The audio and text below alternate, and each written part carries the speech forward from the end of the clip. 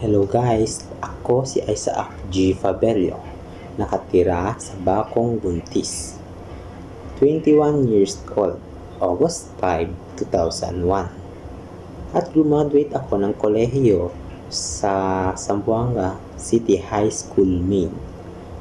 Yes, at kasulukuyang nag-aaral ngayon sa Norsu Negros State University. Kung ilalarawan ko ang aking sarili sa isang bagay, para sa akin ako ay isang libro.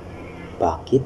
Sa sobrang dami kong pahina at dami kong kwentong pwede sabihin upang makilala mo ako, siguradong mahihirapan ka. Sobrang dami kong nangyari sa akin. May mga pahinang sasaya ka, mga pahinang magiging inspirasyon sa iyo. May mga ibang maiiyak, pero alam kong may matututunan ka naman.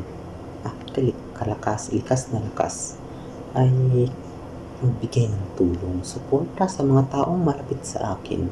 Opo, tama. Kahit hindi ko kaya, ang hirap magsalita ng hindi. Gagawa ako ng paraan upang para matulungan sila. At ang aking kahinaan naman ay ang aking sarili mismo. Dahil hirap din akong gumawa ng sarili kong desisyon kapag wala sila. At ang aking talento ay ito. Panoorin niyo ang isang example ko. Kung dito lang. Kirot sa aking puso ang kanyang pag-iwan ay ang aking paghinagpis. Ang kanyang pagtalikod ay ang aking pagtangis. Ang kanyang paglimot ay ang aking pagpunod. At naniniwala ko isang kasabihan na huwag mong hahayaan ang sarili mong di lumingon sa nakaraan. Bakit?